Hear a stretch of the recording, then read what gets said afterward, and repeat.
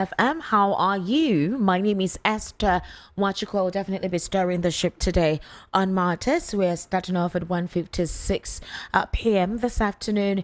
It's quite a hot period. It's a hot day.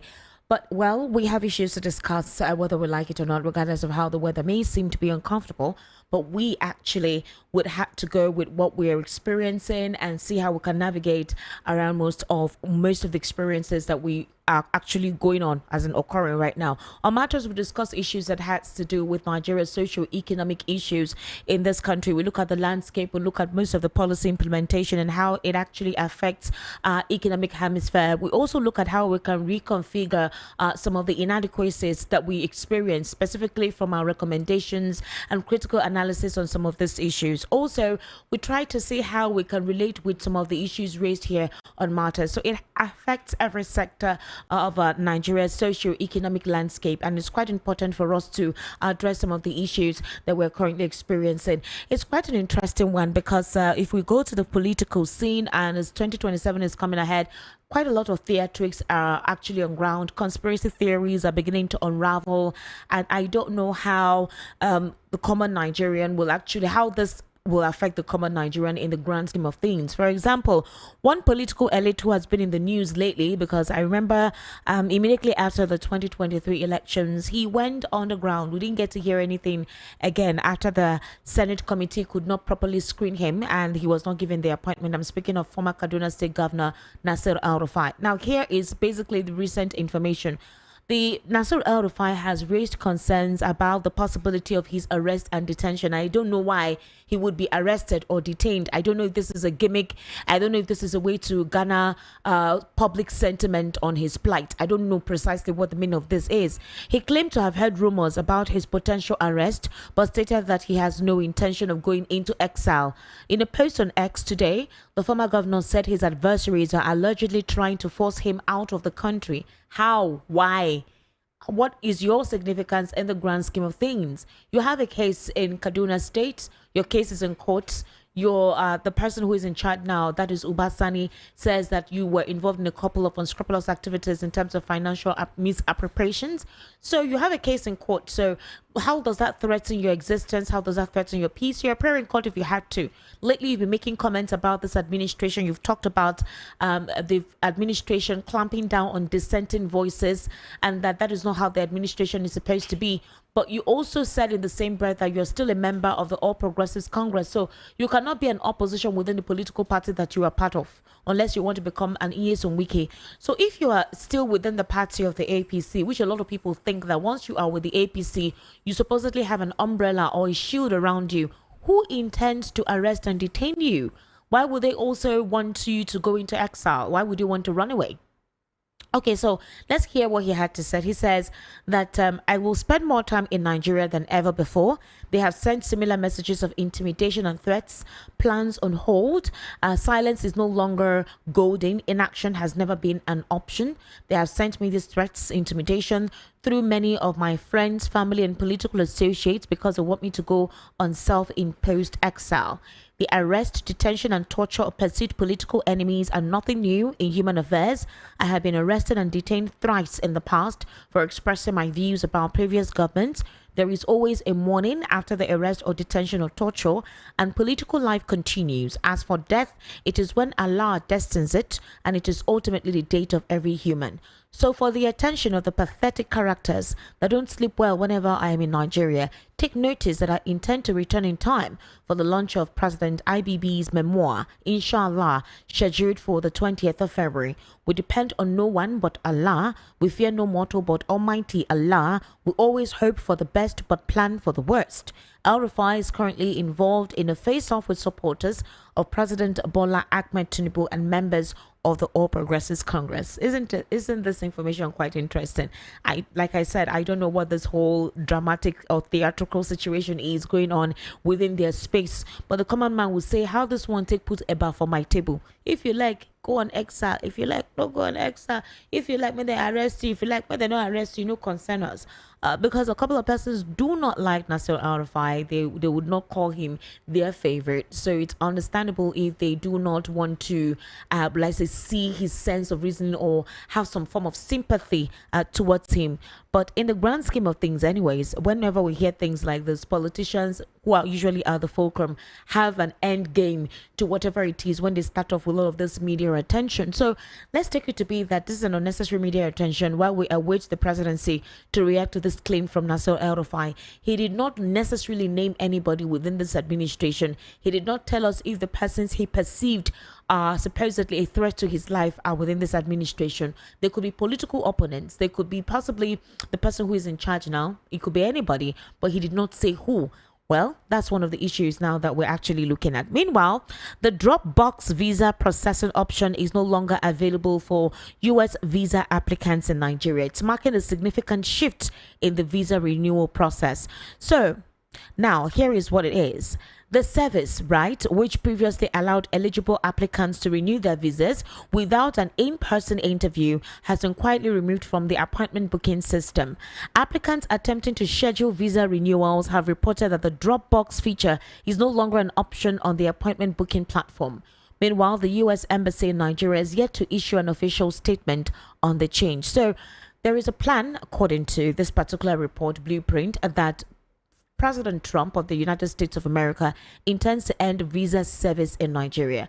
Now, Nigerians have been writing to the embassy, the U.S. embassy here, asking what does that mean? What does that potentially mean? You can't say you want to end visa service. If you say you want to change the terms and conditions for, either having access to visa or visa renewal, that's understandable. We all know that Trump right now is trying to reduce immigrants from coming into the United States of America, because a lot of immigrants are being deported, especially those who are not illegally, that they do not have their documentation properly. They're not fully documented. So they are being deported. But and in the same breath, for him right now, jobs should be given to the Americans first. Every consideration is the Americans first. So the way at which immigrants usually flood into the United States, there'll be a huge reduction on that. But the question is, why ending the visa for Nigeria? What are your prerequisites? What is the requirement for that? Are you changing some rules and regulations for attaining visa or visa renewal? We understand every administration comes with their own modus operandi. And this time around, since this is the second time and final time for Trump, he doesn't care. He's going all out. He's handing down the hammer as hard as possible. He doesn't care whose ox, is God. This time he's going full throttle, going for the throat. So we understand that. But then there should be a measure. What exactly is your reason? Nigeria has diplomatic ties with America. We have trade relations with the United States of America. So why would you literally, decide to say you're no longer going to grant visas to Nigerians? I think that's a question that the United States Embassy needs to respond to. Maybe they're trying to collate and see how they can diplomatically respond to the statement that is out there about it. Possibly now that Trump is giving a clamp down. Until then, we'll now know what exactly is the issue. Have you caught any more Nigerians in droves committing crime that you would say, okay, most of the immigrants, in the United States are from Nigeria, for you to put a clamp down on their visas or visa renewal?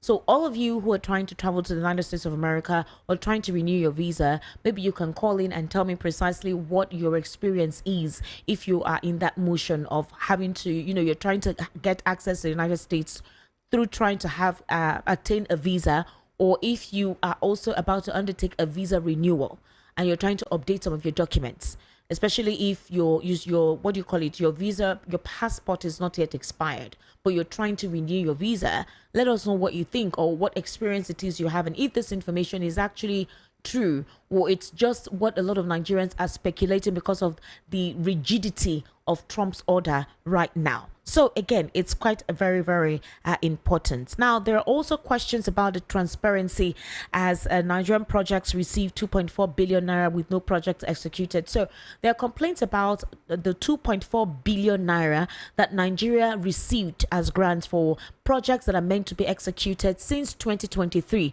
But there is no verifiable. We're not seeing any project executed yet from some of the monies that have been given from the United States of America to Nigeria.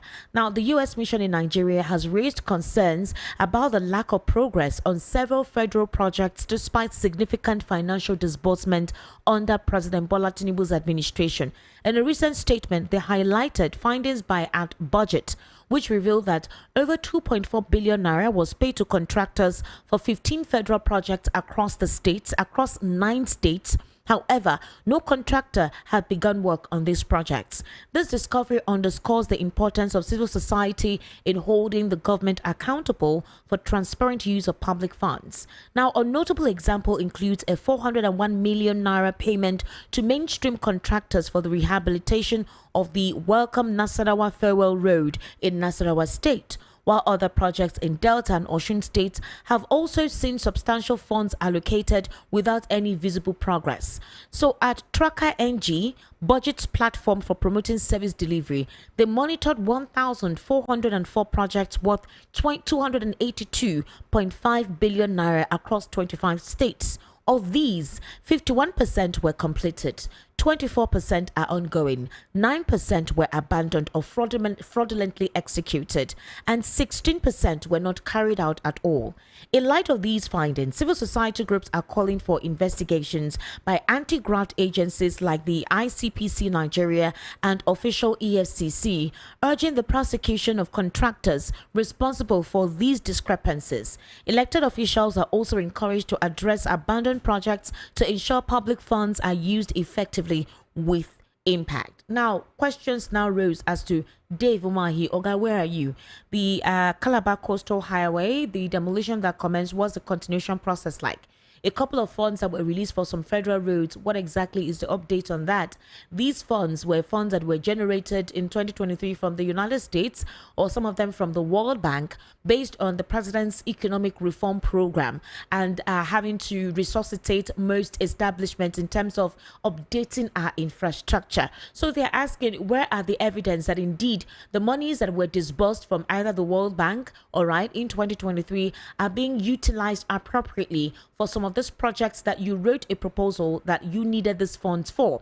Some of the projects are not executed, some are on but very slow, some are still ongoing for, they need evidence to prove otherwise. Otherwise, we already know what Trump is all about. The next thing will be, to stop giving funds right about now. If you cannot present evidence that all the funds they're giving you, either it's coming in tranches, that you have either started some of those projects, and if you have started it, they want to experience for themselves that indeed you are utilizing the funds, not you snapping pictures and sending them soft copies that these are what exactly you're doing. They will send their personnel on ground to investigate some of these projects that you supposedly collected money from them to execute. So it's a huge deal. And that's why everybody is saying that Trump could touch everybody. That's basically the literal statement right about now. Say Trump could touch everybody. Anybody will fall prey right now. Trump could touch them. But these are very, very big questions, and it's very, very important, because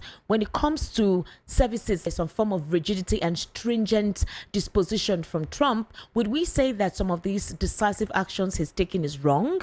If you feel that your country needs money, right, and you seem to be a donor for many African countries that are supposedly relying on you, despite whatever conditions it is you signed for those grants, at least you want to see what you're investing in. A couple of persons will say it's actually proper and it's not wrong. So that's why I asked the question. I said, if, for example, you want to renew your visa right now and you also are applying to go to the United States of America at this moment, I would like you to call in and share what your experience is. Now, I'm not talking about those who are already in the US and trying to renew their document, go through and renew their documents right there in the US. I'm talking about those who are here. Possibly you traveled, you came back, you're also on the process of trying to renew your visa and all of that. What is your experience? And even if you're in the US, though, you're also in the process of doing that. What is your experience now that Trump is on board with this particular publication here from Blueprint, that there is a possibility that there is an end to visa services in Nigeria from the United States of America? Because that's a very huge thing to do without due consultations either with the Nigerian government, considering the fact that we have trade relations, we have bi-trade relations. You cannot just stop visa services. Meanwhile, you have your embassy stationed here. Why would you do that? I mean, we have a lot of persons who are working for the United States government, a lot of persons who have their businesses there. So are you saying because Trump is now on board, you're going to put a pause on the renewal of their visas? Or if their visas are about expiring, you're not going to do that? What exactly is your reason? There needs to be a reason for whatever this new decisive order is. So it's important for the United States Embassy to clarify this information if it's true. It's also possible that because of Trump's unilateral decision-making process, that a couple of persons will take advantage of his personality and disposition and make certain statements that are untrue. And it's possible that a couple of persons may take advantage of his, will I say, hard hammer on certain policies, specifically that has to do with African countries, to say it's possible that Trump will do this. But there is something we need to have and bear in mind.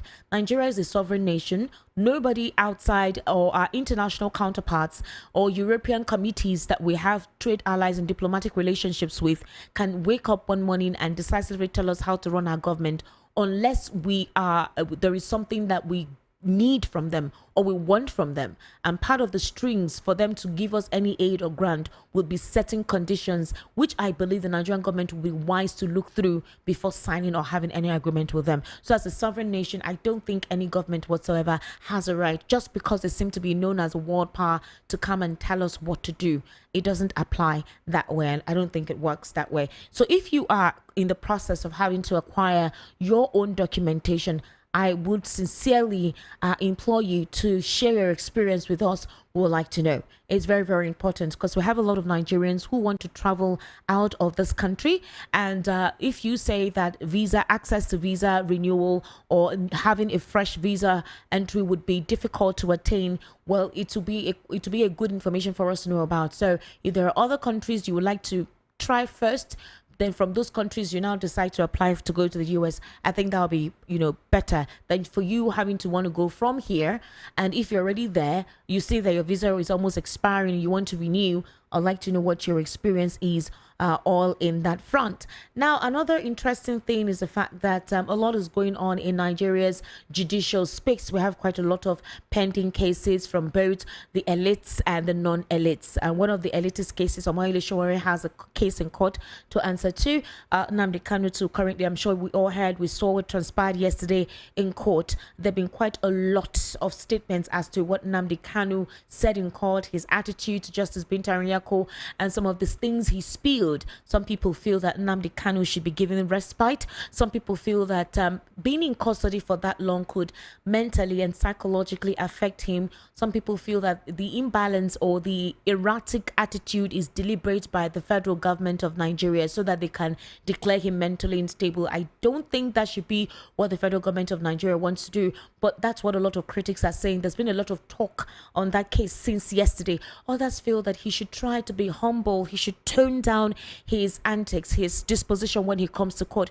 Others also feel that he should allow his lawyers speak, because if he can adjudicate his own case, then there is no point having a legal team represent you. If in court your legal team can't talk or speak, you're the one doing all the talking, you're the one doing all the speaking. Others also feel that you cannot work on this alone. You can't be a lone entity and work against the forces. It's like you're alone and trying to fight a huge entity like the federal government of Nigeria. It's not possible, meaning that you need people to back you up on a larger scale to corroborate the kind of persons who are in government. So it's a very huge deal. It's a very huge question.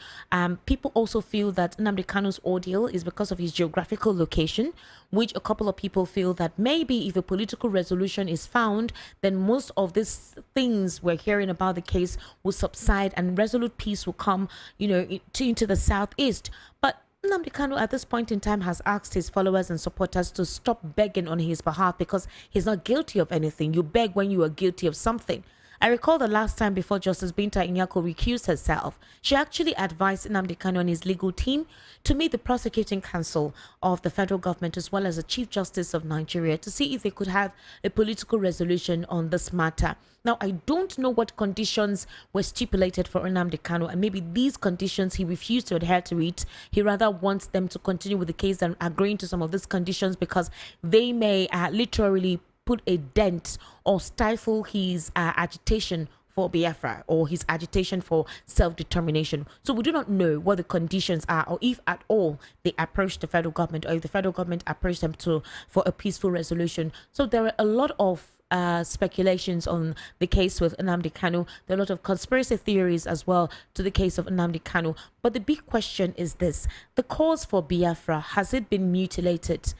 The dream for Biafra, is it ever going to be achievable for a couple of people who believe in the Biafran movement or the Biafran cause? At this time, is there peace in the southeast? A lot of elements have taken advantage of the clamor for Biafra and the fact that people really want their Biafra. They've Criminal elements have taken advantage of it, and they've neutralized the authenticity of the call for Biafra. That anybody now who is calling for Biafra, you're looked at as somebody who is in dreamland and literally needs to come out from that state of belief or state of mind and realistically know that it's something that's not going to be achievable. So who are the persons that have allowed this supposed dream to become, will I say, something to be trifled with? Because if you're an ex, that's Twitter, you will see how a couple of persons ridicule those who still believe in the concept of Biafra. They ridicule their ideals, they ridicule their thoughts, they think they do not have a proper comprehension facility, they think that they're just aggressive towards anyone who questions what the whole Biafra movement is all about. They also feel that how can they have a representative as Nnamdi Kanu who seems to have an authoritarian disposition. So these are all the critical statements being raised by the supporters of the movement, or those who possibly want to be part of it but are kind of afraid. They do not understand what it means, because if you say you want to, clamor for Biafra, you're termed as looked as a terrorist.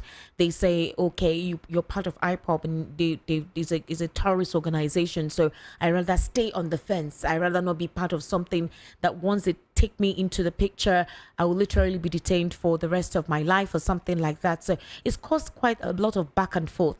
There's a need as well, in terms of the critical issues to look into when it comes to government implementation, when it comes to policy implementation, and when it comes to justice.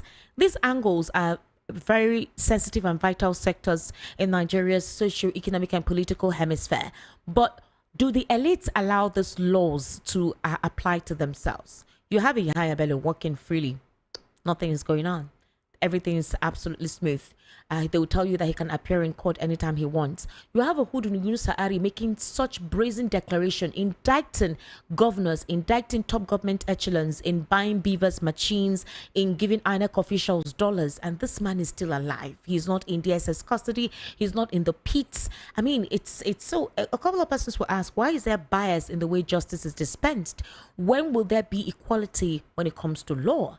When would there be equality with those who are on the elitist echelon and those who are supposedly on the middle or possibly below the ladder? These are very, very intricate questions that we need to ask ourselves.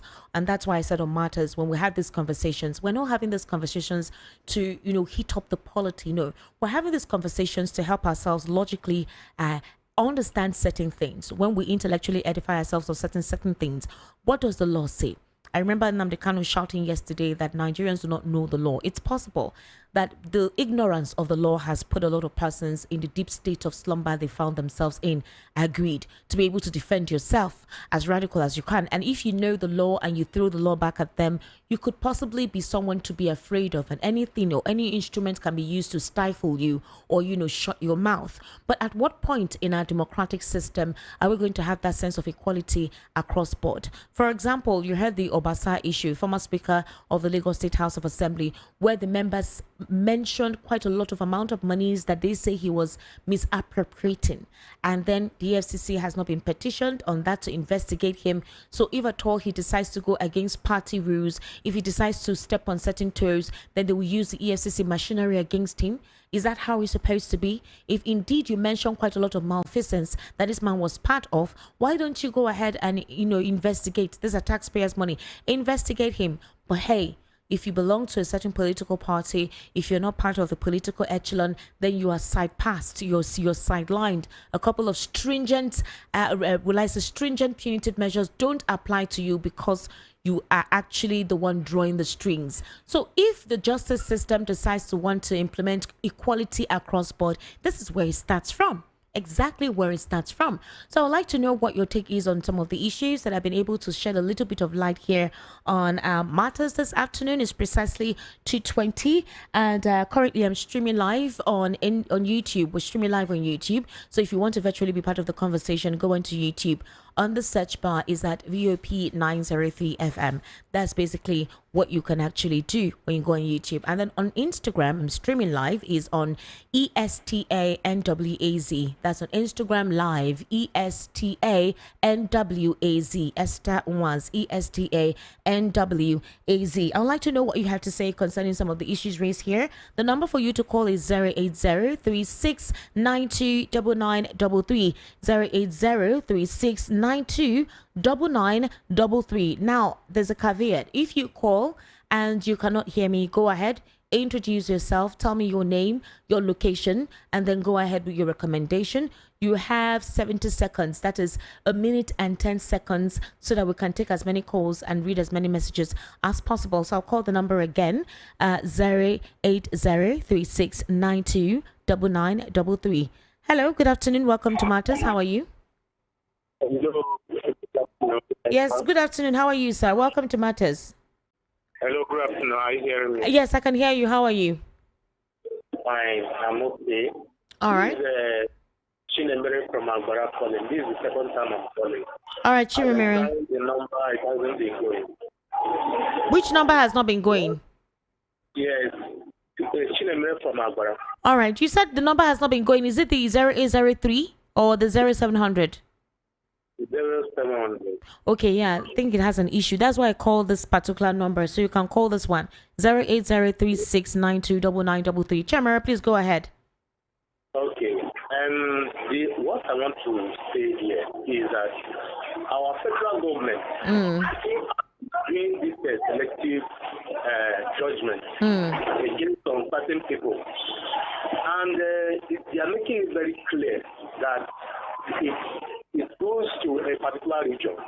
And it's not over well for Nigeria. Whether anybody say whatever they like, the government is supposed to make judgment to be equal to everybody. Okay. No matter your level in government or in the society. Because if they continue like this, we are just joking. We are joking. Because Nigeria is meant for everybody. If people like MC Oluomo did all they did during the 2023 general election, and they are still working free today, making noise everywhere, and all these people that are abusing anybody, they say whatever they like, and they are still working free, then there is a problem.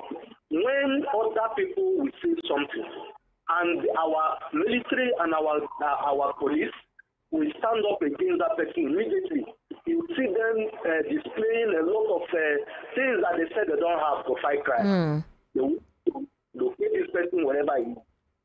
That shows that Nigerian government is not ready to solve the problem of Nigeria. So you as the journalists and other people supposed to talk to government. Because when we talk here, people will say we abuse them. We're supposed not to abuse them, but they are the ones abusing themselves. The citizens of Nigeria are very respective. They are respecting their government. All right. Thank you, Chairman. You've taken more than a minute and 10 seconds. Thank you very much. We need to take more calls.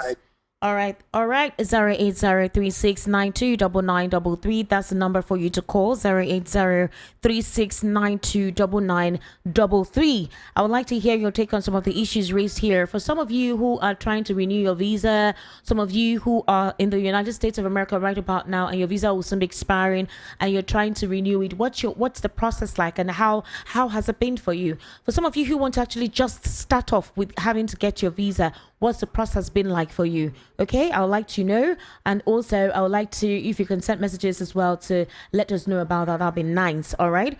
Good afternoon. Welcome to Matters. How are you? Good afternoon, Esther Mwachuku. Good afternoon. Sorry, I kept you waiting. Please go ahead, Okay, Serenadi. thank you. This is Serenadi.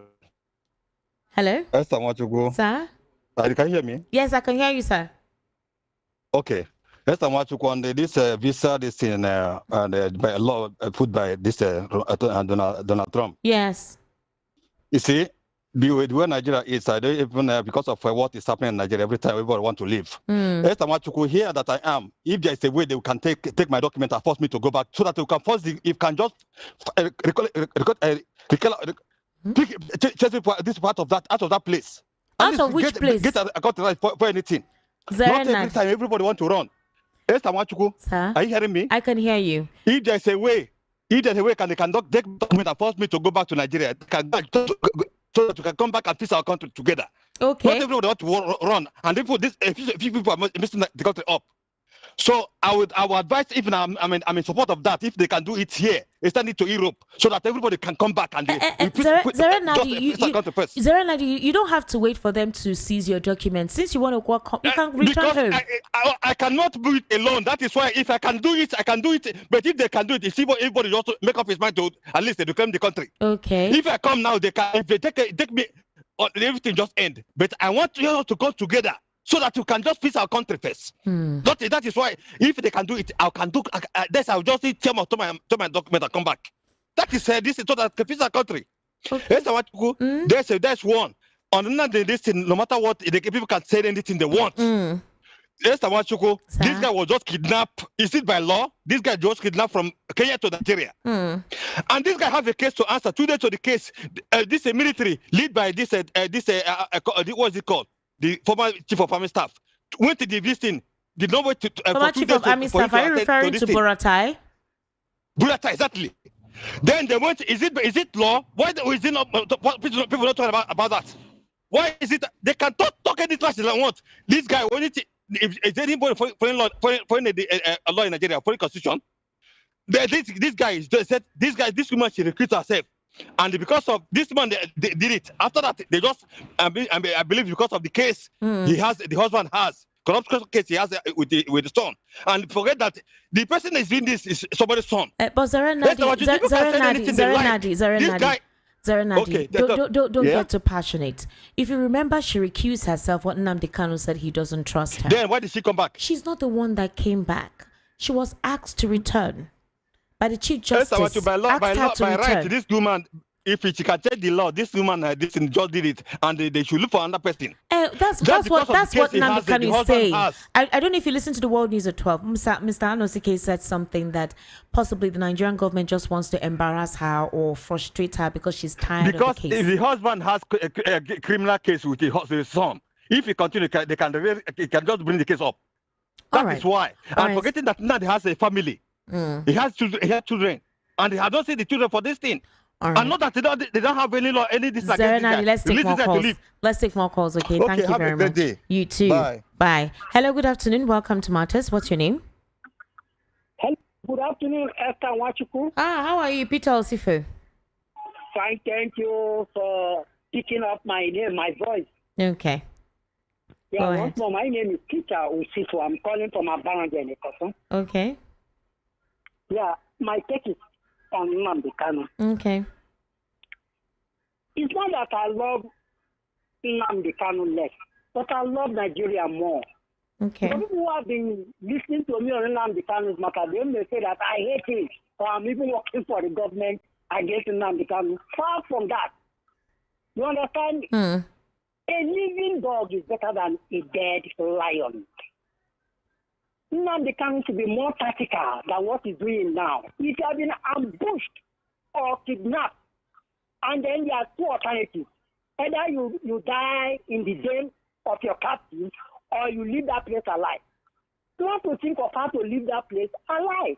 Okay, so what are you suggesting? How to remain is the ransom. If the ransom is too much, you appeal to them. You do what? I did not hear you, Peter. What did you say? Alive. What did you say? I didn't hear you. Are you not hearing me? Yes, repeat yourself. You said what? That you gave two options. What are the two options? Listen to me. I said that, first of all, a living dog is better than a dead lion. Okay. I don't want to go into Moshood Abiola's case for now, but let me, or even the man that even started the Afghan issue. Okay. But let us come to the real fact. I'm saying that a living dog is better than a dead lion. Not that I don't love Nnamdi Kanu. I love him, but I love Nigeria more. Okay. And then people who have been listening to me may say that I hate Nnamdi Kanu or I'm working for the government against Nnamdi Kanu. No, far from that. It is not. And I'm saying that if you have been ambushed or kidnapped, and then there are two alternatives. Either you die, and they give the alternative that one, you may die in the hands of the captive, or alternatively, you will leave those captives alive. You will leave the game alive, the den of the lions alive. But the only thing is that you have to wait for the ransom. Then they mention the ransom. The only thing is that for you to appeal that the ransom to be reduced, and then you leave. What am I trying to say? This wants to be tactical in order to get the support of the people, Nigerians and people abroad. You understand? But the way it's doing now is not being realistic. You understand? Let me not talk about the offense you have committed. Let me not talk about the propaganda. Let me tell you, Moshood Abiola said that he will fight with his own money. That the people will do to fight with his other's money. You know? But I'm telling you what happened. Peter Osifo. Peter, you've taken 3 minutes. People that are in government now that are very close to him, he won't have been remembered. And the people was giving Peter, we need to take more calls. You've taken 3 minutes, 20 seconds. All right. Thank you very much for calling. Thank you very much for calling. I said initially that 70 seconds, that's a minute and 10 seconds. So a couple of you have been taking more than that. All right, so let's call the numbers out again. 080-3692-9933. 080-3692-9933. Now, if you want to send WhatsApp messages, it's 0817-1756-338. 0817-1756-338. That's the WhatsApp. Okay? We're streaming live on YouTube as well at VOP 903. So go on YouTube, you see us streaming live there. And on Instagram, I told you we're streaming live there as well. It's ESTANWAZ. ESTANWAZ. So that's where we are. So let's take your calls. Hello, good afternoon. Welcome to Matters. How are you? Hello? Okay, that's a drop call. 08036929933. That's the number. Hello, good afternoon. Welcome to Matters. How are you? Please, I want to reply to Peter Osifo. My name is TP Ujuku. All right. If you want to talk, let him think what he's saying. Okay. Let him not be sentimental. Let him think what he's saying.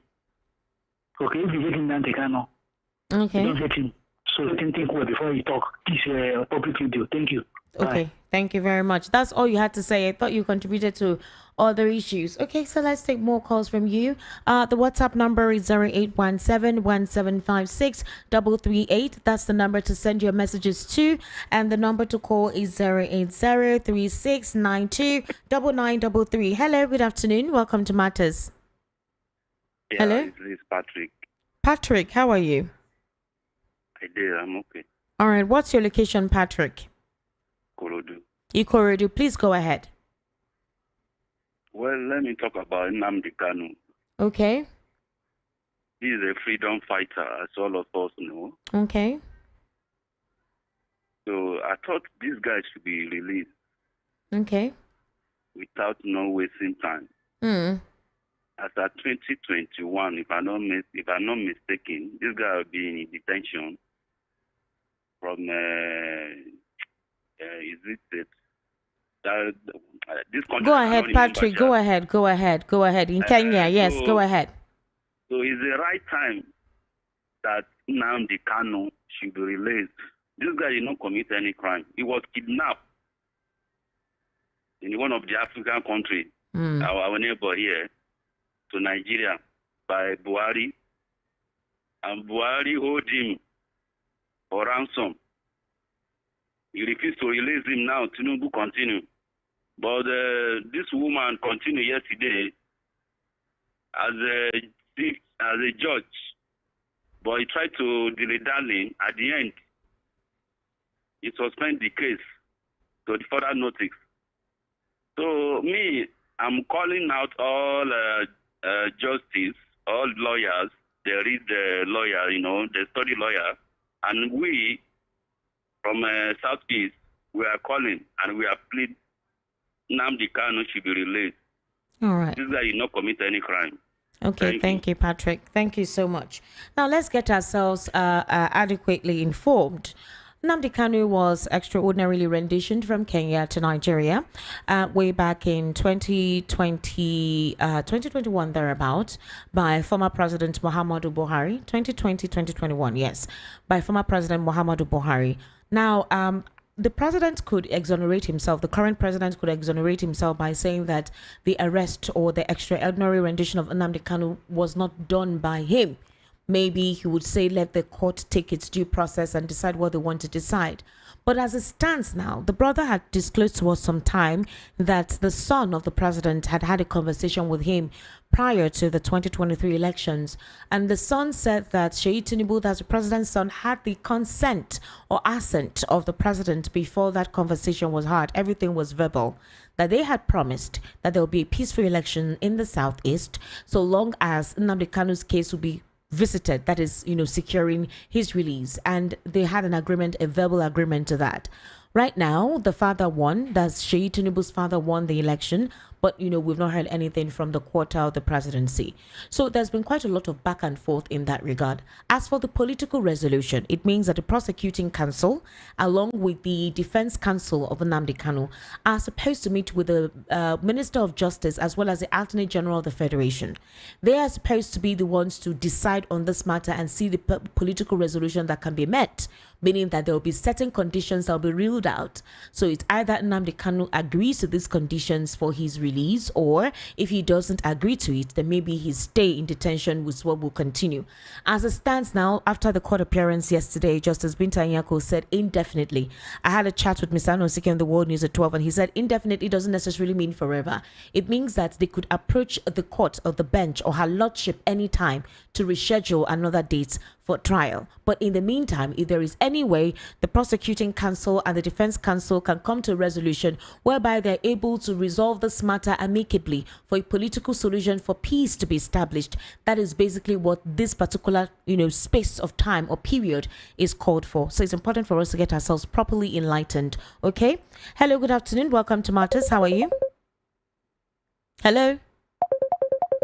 All right. Hello. Good afternoon. Welcome to Matters. How are you? Turn down the volume of your radio. Is this Patrick again? I've done that. Good afternoon. Is this Patrick? Hello. Is this Patrick calling? This is Kelechi from Oshodi. All right, Kelechi. Go ahead, please.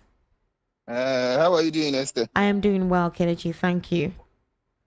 So, in the case of Nnamdi Kanu, I don't know what federal government is thinking about in that case, because they don't have anything against him now. If they have anything against him, they should have, even since 2021.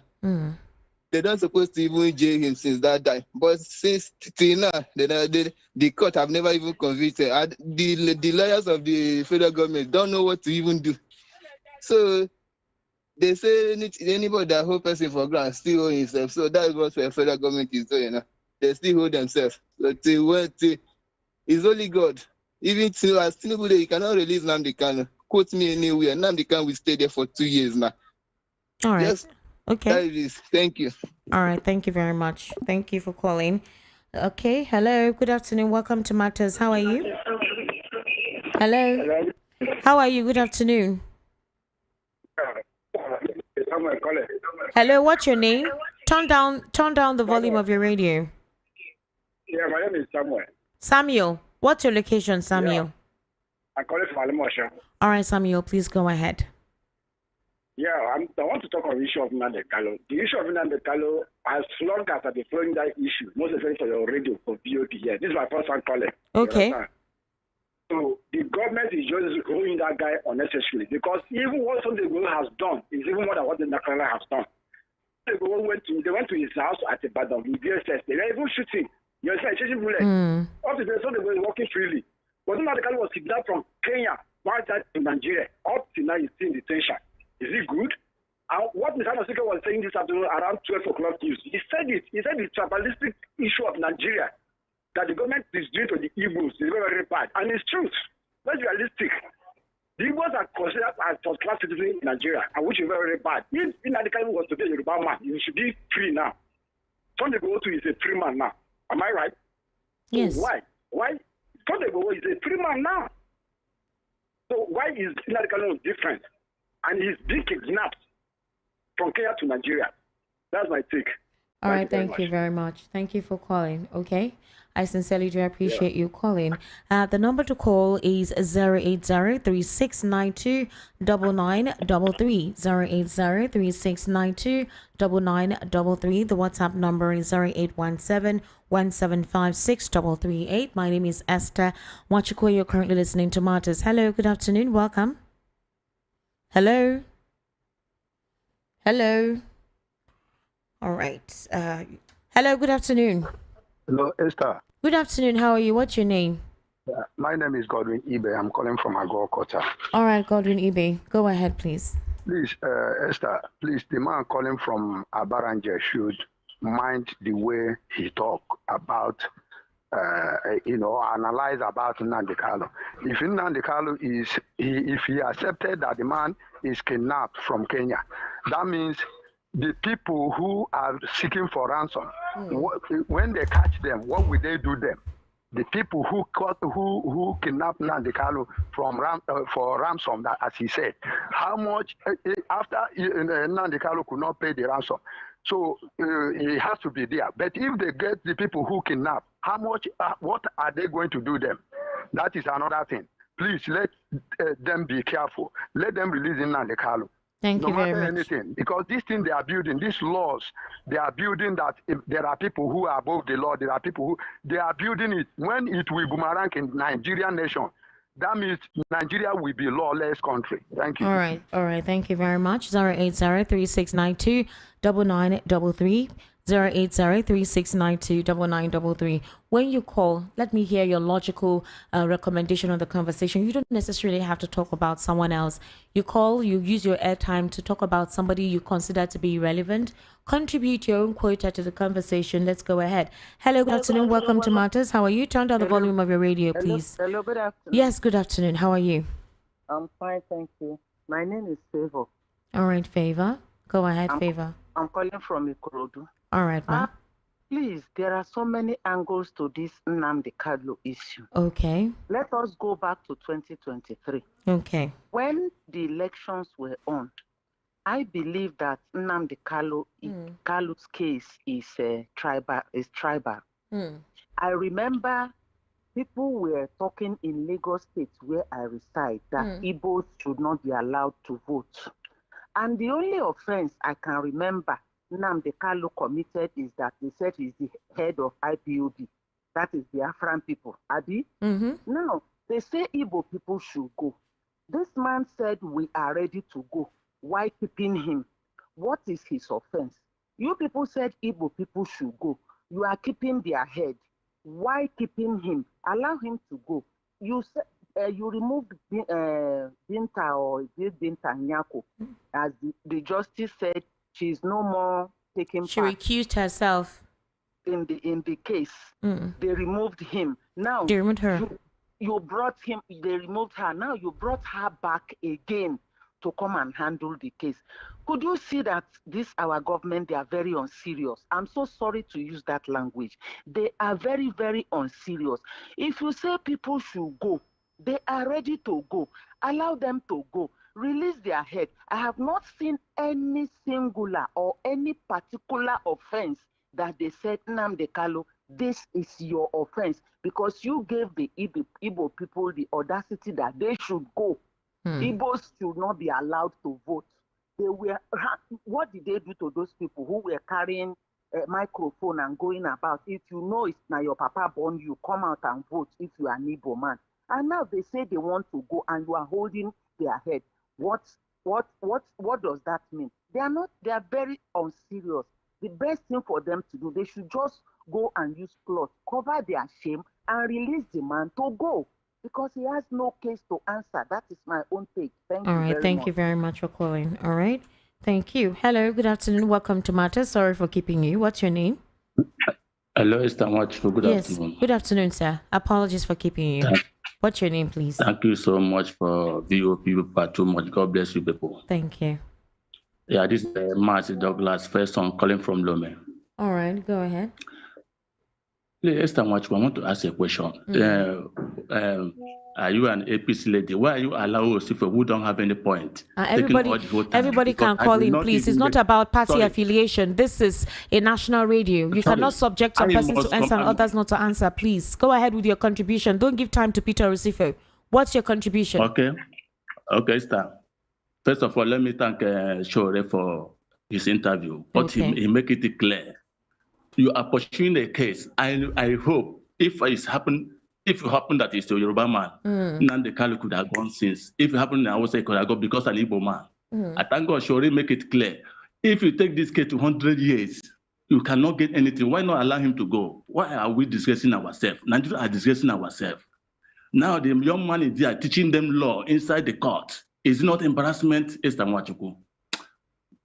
Esther Mwachukwu, have a wonderful day. Thank you. Thank you for calling. All right. Please kindly permit me to take some messages in case you're calling me right now and I can't pick your call. Let me take messages. Okay. Thank you very much. Good day, my sister. Trump is one of the leaders that stand by his words, not hypocrites and wasteful leader. Sheyi Cots from Itire. Okay, Sheyi Cots. Well done for your message. All right, let's also have this one. Afternoon, Esther. For Rivers State at Nnamdi Kanu's case, the cash and carry judiciary won't give swift judgment because the case is not in APC's favor, so they will adjourn till 2027. Remember, they have been compromised with 300% salary increase and houses in Abuja by the presidency. Once the case is against APC and the Musketeers, they delay or turn it upside down. Case study 2023 elections and subsequent ones. Like they say, loyalty for this government is cash and carry. Objection, na mortuary. That is why we are in this nightmare. That is why we are in a gangster paradise where anything goes under this government. How will there be peace without justice? It's a shame the worst of us is really the best of us. Dyer from Fagba. Well done. Those that Kanu sent to their early grave, did they get justice from him? Did he care about those policemen he sent his boys to kill? He called the country a zoo, but now he expects a better treatment. Sam from Egbeda. Well done, Sam, for your contribution. This frequent, confusing, and often non-enduring policies do not help our educational system and future. Copycat government officials should stop throwing us into catastrophic changes. It is not a one-man show or a particular regime's policy. Let our educational system go beyond politics and regimes. We have National Education Research Council that reviews and recommends the way forward for education in line with our peculiar cultural and scientific needs and new world order. Education is core and sacrosanct. Olusoga Ajayi from Odonla Ikorodu. Well done. All right, for your message. Esther, when Tinubu's government chose his cabinet members, we shouted it out because most of them, for example, most of these people are either former governors and left their states with many abandoned projects. Those are senators for many years with a lot of corruption cases hanging on their necks. We know that there will be a lot of abandoned projects under this government. Chemere from Agbara. Let me also let Nigerian government know that keeping Nnamdi Kanu forever doesn't stop what he's fighting for. So I'm not going to read Peter Osifo's own. I told you guys, just say what you want to say and let him be. Good afternoon, Esther. It's because of Binta Nyako's husband and son's case with Nigerian government that made Nigerian government to tie Nnamdi Kanu's case on Binta Nyako's neck. At this point, if I were in her position, I will spill beans to discharge and acquit Nnamdi. Let heaven fall. Thanks, Stanley from Ojo. Good afternoon, VOP. I still repeat the question I once asked. Okay, I'm not going to read about Peter Osifo again. On the Nnamdi Kanu's issue, the Nigerian people views the government is flexing their muscle. Igbos are a conquered race, but my advice is that playing with the tail of a sleeping lion is very dangerous. When a man is pushed to the wall, the only option left is for him to boomerang, and it may be very dangerous and devastating. A word is enough for a wise. Eugene Mary from Ishari. Well done, Eugene Mary. I agree to you again, Esther. My name is Gabriel from Ikorodu. Those who are blaming Mazi Nnamdi Kanu for his outburst in the court do not understand the kind of country we're in. How can one stand on illegality and is trying to judge a man for illegality? Nnamdi Kanu was abducted in another country and brought down to Nigeria, contrary to the internationally accepted practice, which the same government as a country was a signatory to. it is time for international communities to really pull their eyes on what is going on in Nigeria. Nigeria has no case against MNK, and they know it. They're simply looking for a stooge in the person of a George who will jail MNK. It's not federal government that is holding MNK. All right, it's Buhari and his brothers. If Kanu maintains a gentle disposition or be apologetic, they will jail him or start giving him conditions. And there are things his lawyers can't say or do which might endanger their career. That's the reason MNK is acting the way he's acting, and he knows he's right. Okay. Good afternoon, VOP. Nigeria should allow Biafra to go because they did not allow Igbo vote during election. Why holding Igbos in Nigeria? Chika from Mushi. Good afternoon, Esther Wachiko. I really appreciate your program as matters unfold. But in the aspect of detention for 3 years over Nnamdi Kanu's case, and yet he's still being in detention, even if you are the one, Esther, will you not get annoyed? Okay, you said that he committed the crime of... he committed a crime of treasonable felony. Okay, what are the judgment and punishment for it? Then give him and let him go. But by keeping him for long in detention, while the other tribesperson that committed the same crime of treasonable felony has been discharged and acquitted, finally, my conclusion in this matter, pass your judgment and let him go. This is God's Power, John from Iyanukwaja. Thanks. Well done, God's Power. Good afternoon, Esther Wachiku. Your friend Andy from Pyongyang, North Korea here. My contribution to the discussion. I urge the Nigerian government to address the excessive military checkpoints in the southeast. It's becoming overwhelming, and also Nigerian government should shamelessly release MNK. Keep up the fantastic work. Extra. Mama, you're doing great. Thank you very much. Okay. Good afternoon, Sister Esther. I am Chair Museum from Ijesha Tedo. After listening to the words of Nnamdi Kanu, I must and should say I am proud to be an Igbo man. He is not a practicing lawyer, but he was able to lecture Sans about their job. May God give him the grace to keep standing for the truth. Thank you. Hey, you guys, we had other conversations. Why are you not contributing to that? Okay, so good afternoon, Esther. See, Nnamdi Kanu did not commit any offense. It's just politics that they're using him for. The people keeping him there, the Southeast governors, precisely because they know once he's out, their secret will fish out. Federal government should free Nnamdi Kanu.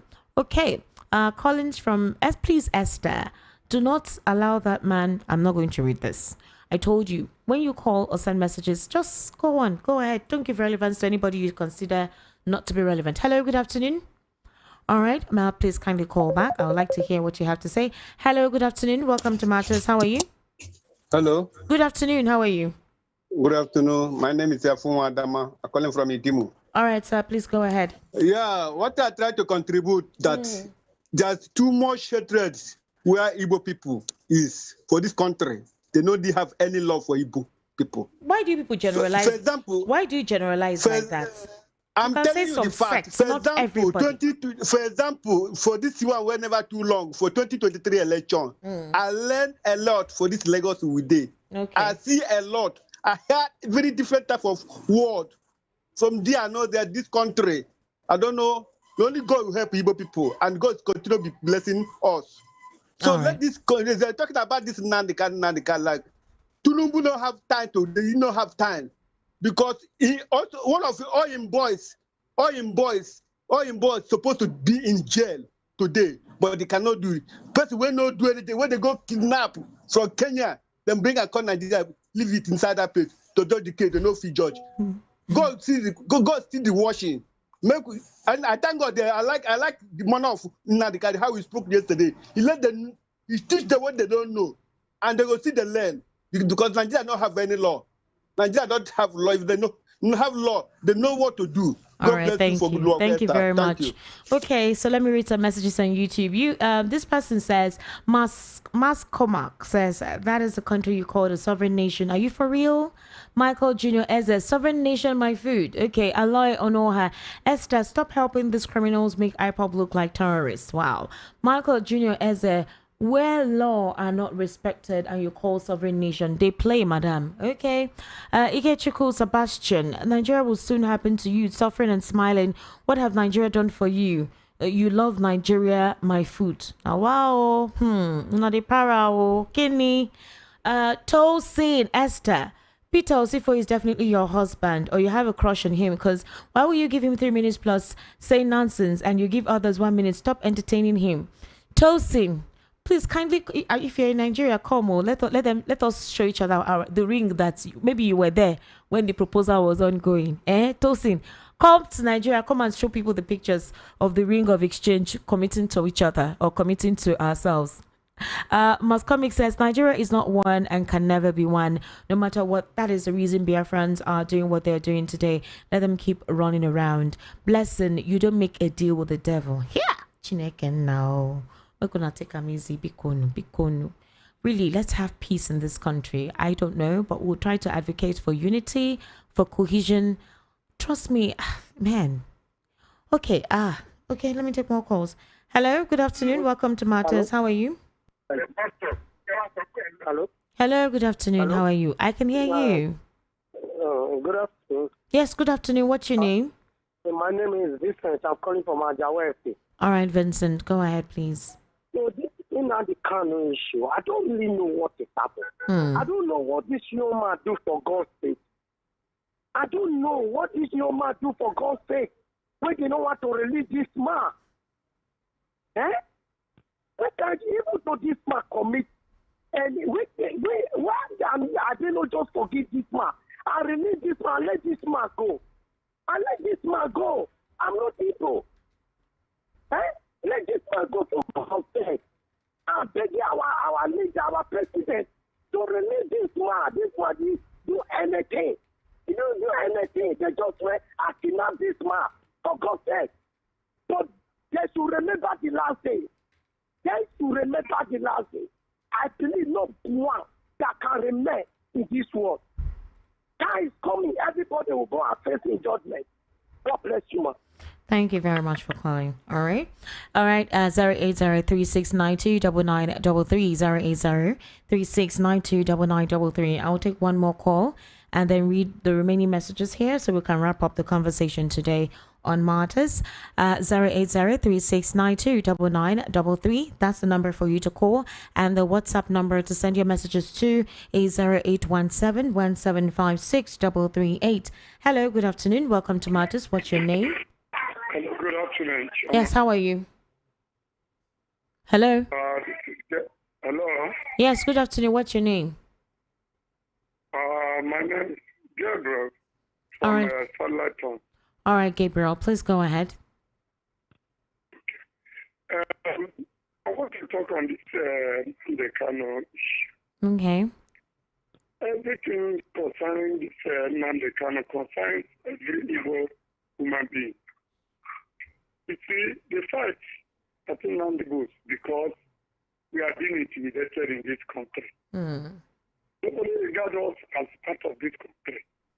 In every situation.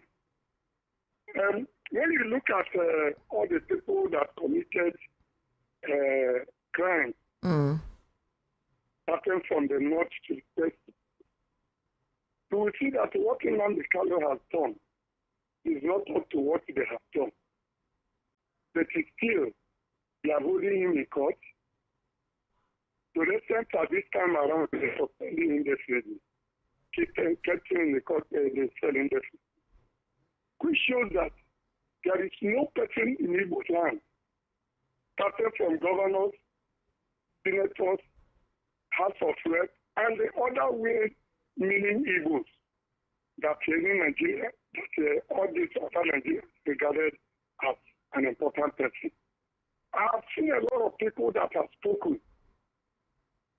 When you look at Igbo, it was only few days that the Yorubas, both the Yorubas and other women Yorubas spoke that this man should be released. And I believe at that time he was released. The call was almost. Now every segment of Igbo land, every human being in Igbo land has spoken. Calling saying, release this man, release this man. The federal government does not want to release it. To me, I'm looking at it that there are certain people in Igbo land that are holding this man, not the federal government. Because I believe it is the right time that our governors and the other elected people supposed to go to the president and say, give us this our brother. Even if he has committed an offense that is greater than other offenses, we apologize, leave it for us. I think that's the best thing. But with some of them, we are not hearing. Only when they look at it, when they see that people have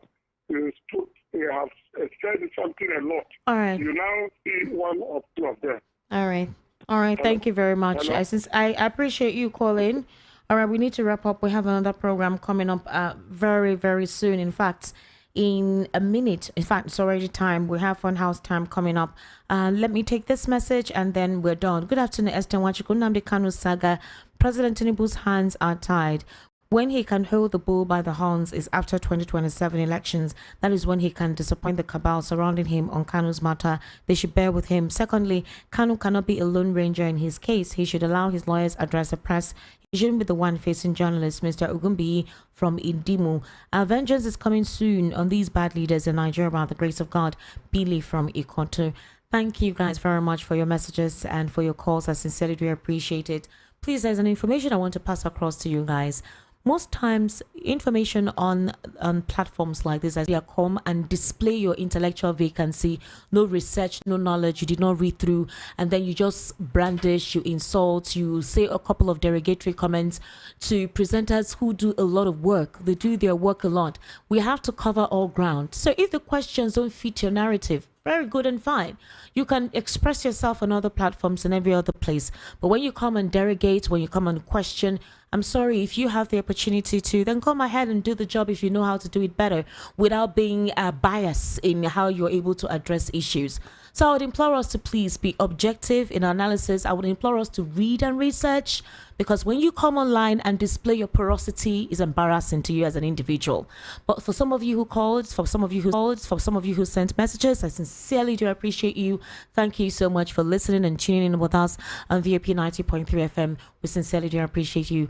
Up next is Funhouse time. MC Chooks is already here. Chooks, how far?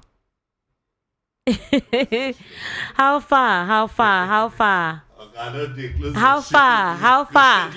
Talk, Jerry. Hello, Twe. All right, Funhouse time is coming up next. Stay tuned with us.